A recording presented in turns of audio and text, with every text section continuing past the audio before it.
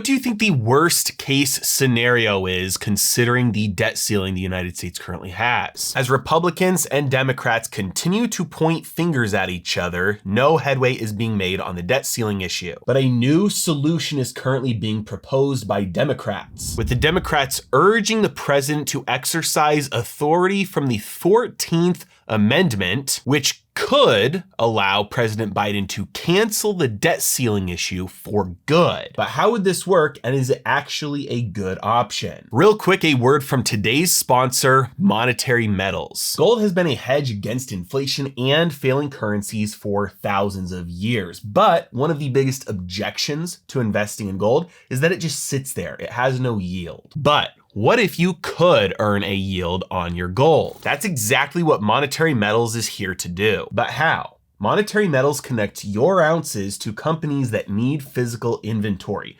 Jewelers, mints, refineries, mines, etc. Which means you can earn between 2 and 4% on your gold and silver. And if you're an accredited investor, you are eligible to earn even higher yields, such as 19% on a recent offering. Just to be clear, if you start off the year at 100 ounces and you're earning 3%, at the end of the year, you have 103 ounces. Regardless of what the price of the metal does, you're not giving up any access to the price gains or the price losses. Simply, your ounces are growing. It's genius, it's a win-win, and it's incredibly innovative. Now, as you might imagine, I had many questions about the details of how Monetary Metals does this. So I spent the last year talking with them, grilling them, and I became good friends with the CEO and founder, Keith Weiner. After making sure it was legit, I opened up an account with them myself, and I'll be using their services to grow my ounces. I've also spent quite some time now asking them, please let me advertise for you. And I'm the first one they've ever sponsored. They've never done any paid advertising up until this point, but I finally convinced them and they gave in. To get started, you can either buy metal directly from them and put it to work, or you can ship to them metal that you already own. It's time to get on your own personal gold standard. Earn gold, denominated in gold, priced in gold, and most importantly, paid in gold. For more information, in order to get started with opening up an account, visit the link in the description below. It seems as if at this point, if the president could solve the debt ceiling issue by invoking powers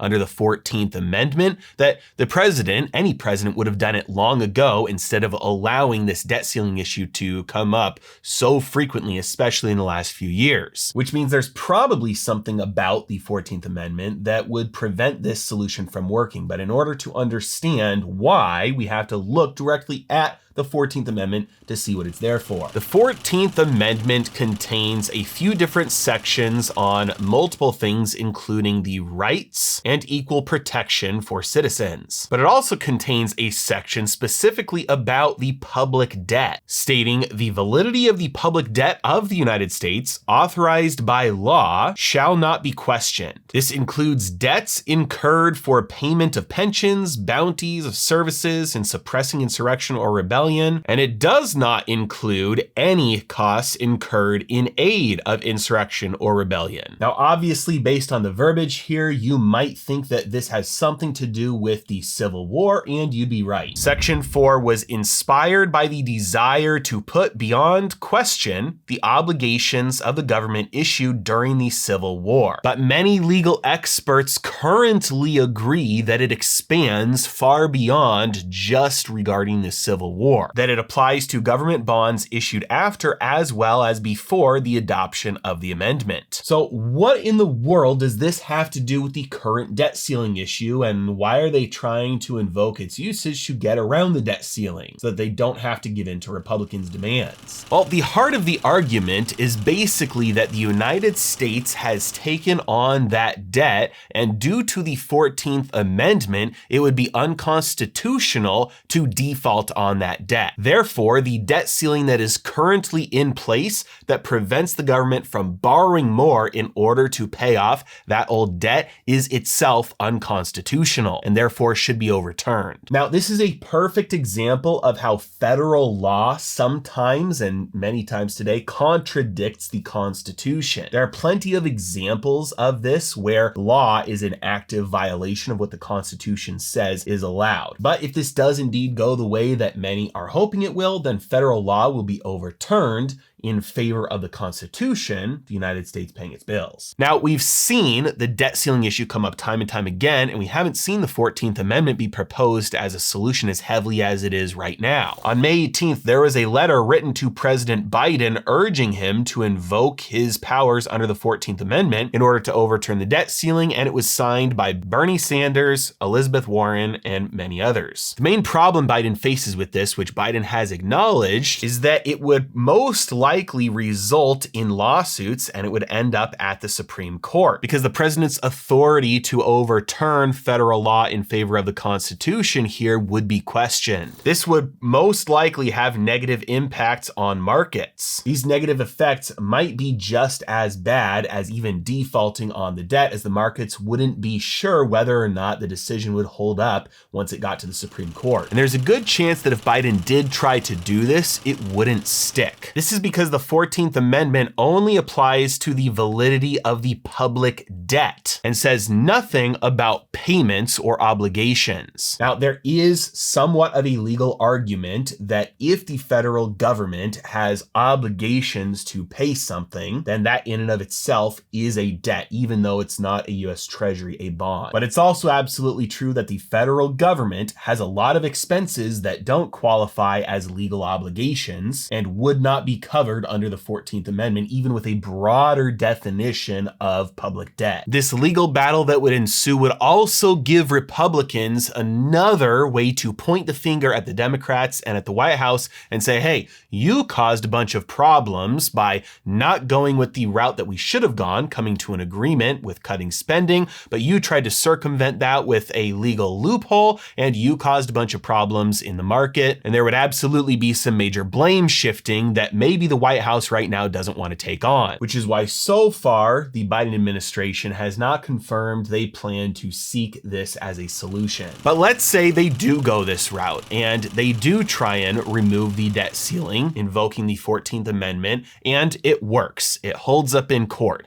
What does that mean? Does it mean unlimited spending for the US government going forward? No, it definitely would mean a little bit easier to spend more because there wouldn't be so much debate about the debt ceiling and trying to come up with ways to cut spending from one party or another. But it wouldn't mean unlimited spending. The interest expenses on the federal government's debt are absolutely skyrocketing. In fact, interest payments are increasing so rapidly that they are set to overtake total defense spending very soon, which means if the government just allows itself to borrow more, all they do is even faster increase their interest expenses. Removing all cap on borrowing would simply mean they would get to a point where they cannot afford the interest on their debt even faster, which is the video that I just made about this topic yesterday. Essentially, you would need the Federal Reserve to step in, start printing money and funding all that borrowing again, which they are not doing right now. Without the Fed printing money to fund all of that additional borrowing, the federal government would be forced to borrow out of the economy like they're doing right now. There is a limited amount of money for the federal government to borrow. That is why interest costs on the federal government's debt have been increasing. And if they start to borrow more and more and more with no cap, it will only drive interest rates even higher. But there are other options. Some of them are better options and some of them are worse. The first option is the $1 trillion coin idea, which has been put forth many times and I've made a few videos about, but I'll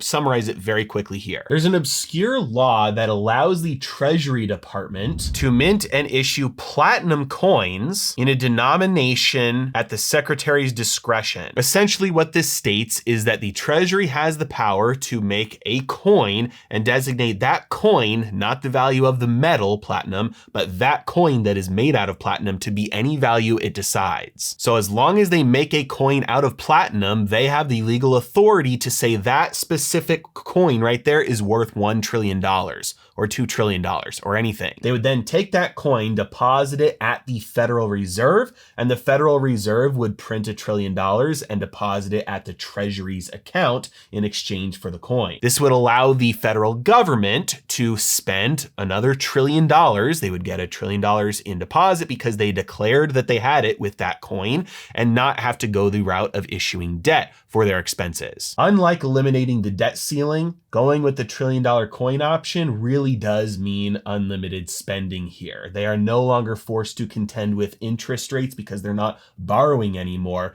They are simply printing money. Indirectly, with coins through the Federal Reserve, but printing money. The second option is something called premium bonds, which again, I've made another video about before, but I'll explain it very succinctly here. The national debt is actually not the total amount that the government owes. That national debt number of 31 trillion is just the amount that the federal government has borrowed. When you add in the interest that they have to pay back, it's obviously a lot more than that. This opens up a loophole with how the federal government borrows money. If they borrow $1 from you at 5% interest, they owe you $1.05 back. But they could, if they wanted to, borrow $0 from you and pay you back $105. Now, obviously, there'd be a lot of demand for a bond like that. You'd probably be willing to spend $1 to get $105 back. You'd also probably be willing to spend $90 to get $105 back, which means that based on market interest rates, then there's a good likelihood that most of the market would be paying $100 to get $105 back.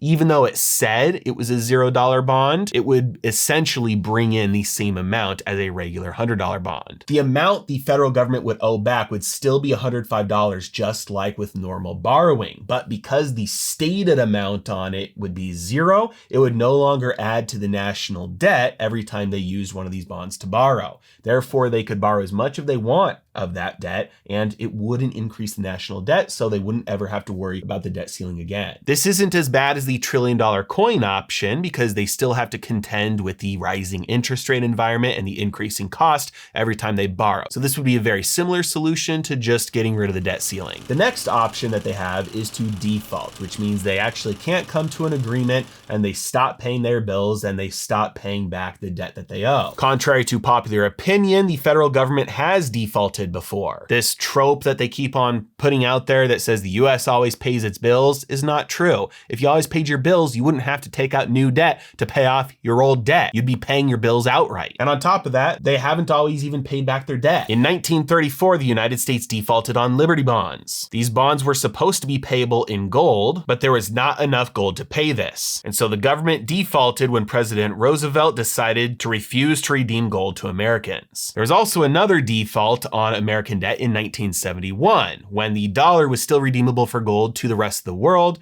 and the rest of the world tried to go get their gold with dollars, and the United States just said, nope, we're not going to pay back what we promised. That's a default. And then in 1979, there was another default. It was a quick one from computer malfunctions, but the federal government did default on $122 million in treasury bills. They just decided to call it a delay instead of a default. Either way, whether you look at the growing debt or the multiple instances of default in the past, the government does not always pay back its bills, which means that an outright default right now would not be unprecedented. It would be most painful short term, but actually be the honest way to move forward. There's not enough money for the federal government to take from us in order to pay back what it has borrowed. Therefore, the most honest way to go forward is to default. But there is actually an even better option. It's the most unlikely, but it is the best. It is just spending less. Just because we are at the debt ceiling doesn't mean that we are forced to default. The federal government still has the ability to pay back its debt. It would just have to choose to stop spending money on all the other stuff it spends money on, which means a lot of people who work for the government would get fired. So be it. It also means a bunch of people who receive payments from the federal government, whether in the form of welfare or corporate contracts, they would probably not get paid either. So be it. The amount of money the federal government takes in taxes has gone up pretty much every single year consistently and is recently started to skyrocket. Despite that, the United States continues to run a deficit by spending more and more beyond what it pulls in every year. In summary, it is not an income problem. It's not a taxing problem. It is a spending problem. I've said this before and I'll say it a million more times.